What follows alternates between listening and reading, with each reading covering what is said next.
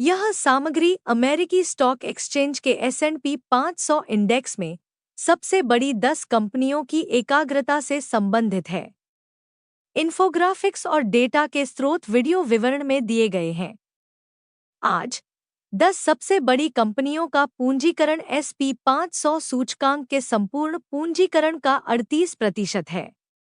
यह 1960 के दशक के मध्य के बाद से सबसे अधिक एकाग्रता है, जिसके बाद S&P 500 सूचकांक ढह गया 5 साल। इसलिए सूचकांक 1968 के परिणामों पर 1990 के दशक की शुरुआत में ही लौट आया। 2000 में .com बबल संकट के बाद सूचकांक को उन्हीं मापदंडों पर लौटने में 15 साल लग गए। 2000 के संकट से पहले 10 सबसे बड़ी कंपनियों का पूंजीकरण 27% था, इसलिए यह आज की तुलना में 10% से भी कम था, लेकिन उस समय यह सबसे अलग था। S&P 500 इंडेक्स को 2018 के संकट से उबरने में 6 साल लग गए। शायद सूचकांक तेजी से और तेजी से ठीक हो रहे हैं। आइए सबसे बड़े बाजार पूंजीकरण वाली कंपनियों के बारे में और जानें। लेखन के समय ये हैं Microsoft, Apple, Nvidia, Alphabet, Amazon, Meta, Berkshire Hathaway, Lilly, Broadcom और टेस्ला। उनमें से 8 प्रौद्योगिकी कंपनियां, एक चिकित्सा कंपनी और एक वित्तीय उद्योग से हैं। लेकिन स्थिति गतिशील है और शीर्ष 10 की संरचना लगातार बदल रही है। उदाहरण के लिए, इस सामग्री को रिकॉर्ड करने के समय टेस्ला क्वालकॉम के साथ 10वें स्थान पर है और एनवीडिया कभी-कभी पहले स्थान पर हमला करता है और फिर तीसरे स्थान पर गिर जाता है।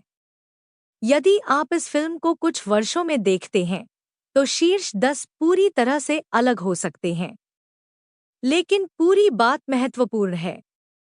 आइए देखें कि बड़े तकनीकी दिग्गज कैसे कमाते हैं, क्योंकि प्रौद्योगिकी कंपनियों के पास अब सबसे बड़ा पूंजीकरण है। वर्ष 2022 से इन्फोग्राफिक। अमेज़न मुख्य रूप से अपने ऑनलाइन स्टोर से कमाई करता है, लेकिन यह AWS सर्वर, विज्ञापन और प्राइम सब्सक्रिप्शन जैसी सेवाओं के साथ विविधता लाता है। हालांकि कंपनी वैश्विक स्तर पर काम करती है, अमेरिकी बाजार का राजस्व 70% है। 2024 में अमेज़न वेब सर्विसेज क्लाउड बाजार के 30% हिस्से को नियंत्रित करती है। माइक्रोसॉफ्ट 25% है, हालांकि इसके पास अधिक डेटा केंद्र हैं। इस प्रकार ये दोनों कंपनियां अकेले ही व्यक्तियों, कंपनियों और सरकारों द्वारा उत्पन्न आधे डेटा को नियंत्रित करती हैं। वे सूचना युग के बुनियादी ढांचे का संचालन करते हैं और सूचना तक उनकी पहुंच होती है। अब कृत्रिम बुद्धिमत्ता और मशीन लर्निंग, बड़ी मात्रा में डेटा का विश्लेषण को जानकारी में जोड़ा जाना चाहिए। कोई भी अन्य कंपनी इतनी अच्छी तरह से तैयार नहीं है। एप्पल अपने मुनाफे का आधा हिस्सा फोन की बिक्री से प्राप्त करता है, लेकिन 20% से अधिक सेवाओं से, 10% एक्सेसरीज से और 15% अन्य उत्पादों जैसे मैक और आईपैड से उत्पन्न होता है। 40% से अधिक मुनाफा संयुक्त राज्य अमेरिका से, 25% यूरोप से, 30 से अधिक एशिया से आता है। अल्फाबेट को अपना लगभग 60% मुनाफा गूगल सर्च से मिलता है। शेष 40% गूगल नेटवर्क, यूट्यूब विज्ञापन, गूगल क्लाउड और अन्य सेवाओं के बीच समान रूप से विभाजित किया गया है। लगभग आधा मुनाफा संयुक्त राज्य अमेरिका में, 30% यूरोप और मध्य पूर्व में, 17% एशिया प्रशांत में, 6% लैटिन अमेरिका में उत्पन्न होता है। माइक्रोसॉफ्ट सबसे लोकप्रिय विंडोज ऑपरेटिंग सिस्टम की बिक्री पर केवल हर 10वां डॉलर उत्पन्न करता है। लगभग 40% कमाई सर्वर सेवाओं से आती है।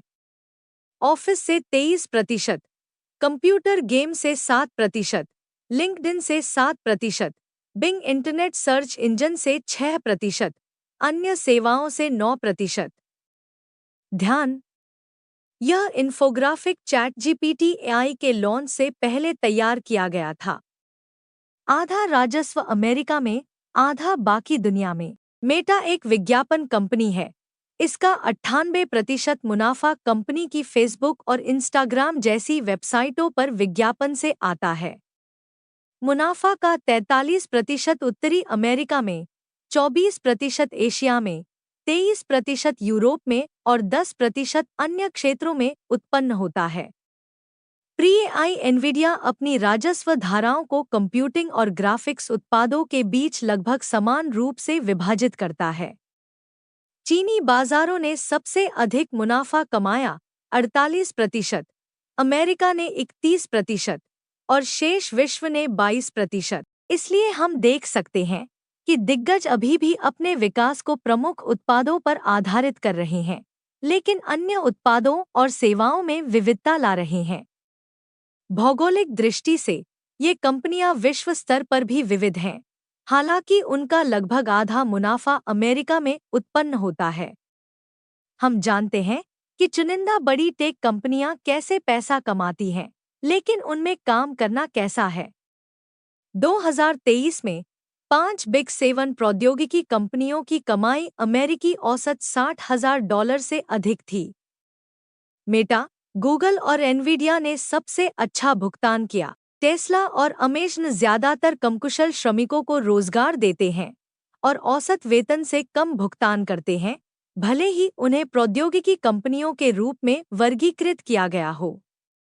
अब हम जानते हैं कि S&P 500 सूचकांक के पूंजीकरण का लगभग 40% उत्पन्न करने वाली कंपनियां क्या उनके उत्पाद और सेवाएं इस मूल्यांकन के लायक हैं?